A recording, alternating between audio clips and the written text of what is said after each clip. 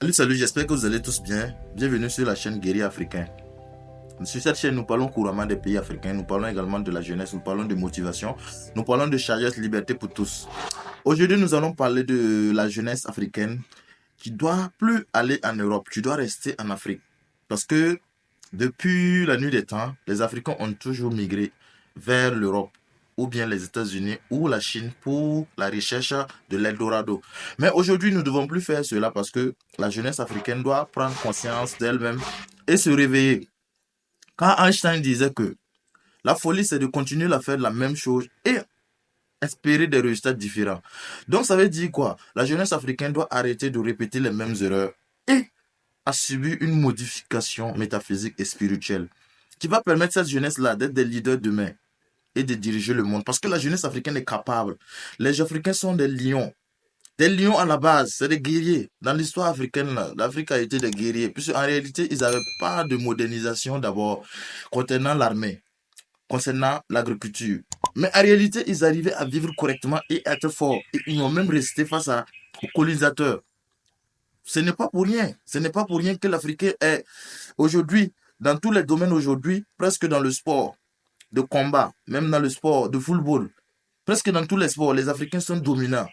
N'en parlons même pas des autres domaines comme la musique. Les Africains ont quelque chose qui est puissant. Mais en réalité, pour révéler cette puissance-là, il faut vraiment que la jeunesse, on modifie la configuration spirituelle des Africains. C'est-à-dire, on va travailler sur la jeunesse africaine d'abord pour ensuite donner une bonne éducation. Parce que l'éducation, c'est la base. Quand on prend les Européens à la base ont subi une éducation qui a été réformée par des spirituels, par des philosophes, à savoir les Descartes, les Spinoza, hein, les Montesquieu, hein, les Karl Marx. Ils ont modifié la mentalité européenne d'abord. Et ensuite, aujourd'hui, on voit aujourd'hui qu'il y a des résultats quand même qui peuvent être applaudis. Mais en Afrique, on n'a pas eu des cerveaux comme ça. C'est vrai, il y en a eu. Mais ces cerveaux-là n'ont pas été trop révélés au monde parce qu'ils ont été mis dans le couloir. Ils ont été coincés dans huis clos pour ne jamais ou avoir et permettre à ce que les gens connaissent vraiment leurs travaux et vraiment puissent vraiment s'imprégner des vraies réalités africaines. Mais si je suis là aujourd'hui, je vais vous parler de la jeunesse africaine. Je vais vous dire que nous, en réalité, on n'a plus besoin d'aller vers l'Europe. On peut rester en Afrique. On peut rester en Afrique pour créer notre vie, pour créer notre paradis. Parce que l'Afrique a tout. Vous voyez, l'Afrique a tout. On a tout ce qu'on a besoin. Si tu te lèves, tu pars à RDC, tu auras du cobalt. Si tu pars au Burkina, tu auras de l'or. Si tu pars au Mali, tu auras de l'or également. Si tu pars au Niger, tu auras de l'uranium. Si tu pars en Afrique du Nord, en Algérie, tu auras tout ce que tu as besoin. Le fer en abondance. N'en parlons même pas de la Guinée, qui a des vraies réserves d'or et de réserves de fer. Qu'est-ce qu'on n'a pas en Afrique? Et en parlant de ça en plus, je vais parler de l'agriculture. L'agriculture africaine est très riche. On a beaucoup de potentialités à exploiter au niveau de l'agriculture. Pensons bien. Prenons par exemple la pluie. Combien il pleut en Afrique? Combien de pays il y a trop de pluie, mais en réalité, on n'arrive pas à exploiter correctement nos terres. Nous sommes là à attendre toujours. Qu'est-ce qu'on a besoin encore de faire mieux si vraiment on n'arrive pas à travailler la terre? Parce que Dieu nous a donné la terre. Et en plus de ça, il pleut abondamment. Hein? Allez en RDC, vous aurez qu'il pleut abondamment. Au Gabon, vous verrez qu'il pleut abondamment.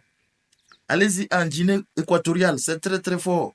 Au Cameroun, en Côte d'Ivoire, même au Burkina, il pleut abondamment.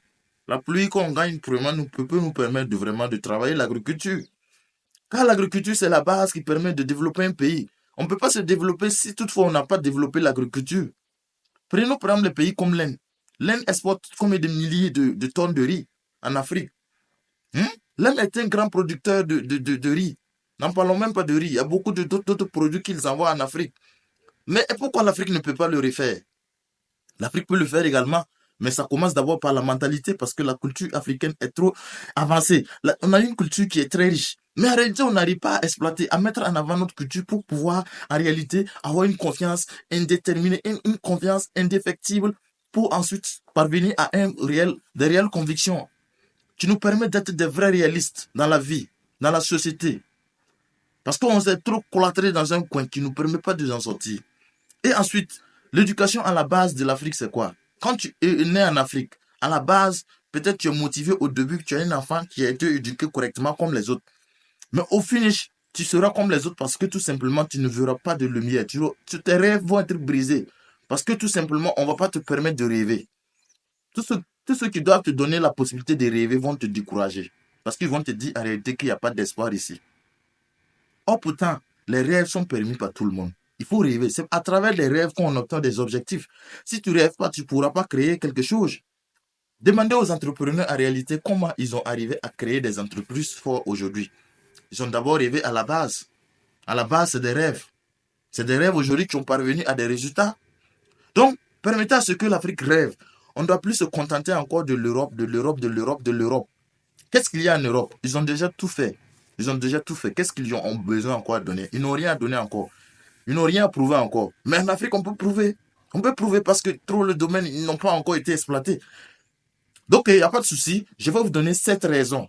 7 raisons, principales raisons qui prouvent que les jeunesses africaines doivent rester en Afrique. Travailler d'abord. La culture. Travailler sur la culture. Travailler sur l'agriculture. Travailler sur l'économie. Travailler sur le leadership africain. Travailler sur la jeunesse. Travailler dans l'industrie. Travailler pour cultiver quelque chose de très riche pour les générations futures. Si vous êtes guerrier africain, laissez des commentaires et dites-moi salut, salut, salut. Merci beaucoup. Je vous aime et je vous admire.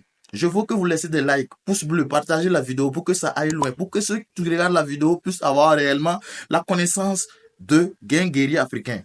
Parce qu'un guerrier, c'est pas quelqu'un qui vient pour parler de n'importe quoi. Un guerrier, c'est quelqu'un qui vient avec des convictions et qui arrive à percuter. Moi, je suis là, je suis pas là pour me vanter. La chaîne est à vous. La chaîne nous appartient à tous. Voilà, je suis là pour parler des choses qui sont vraies. Je parle de sagesse, liberté et vérité. Si vous êtes ici, là, c'est le même objectif. Voilà, laissez des pouces bleus et partagez. Laissez des commentaires. Merci beaucoup.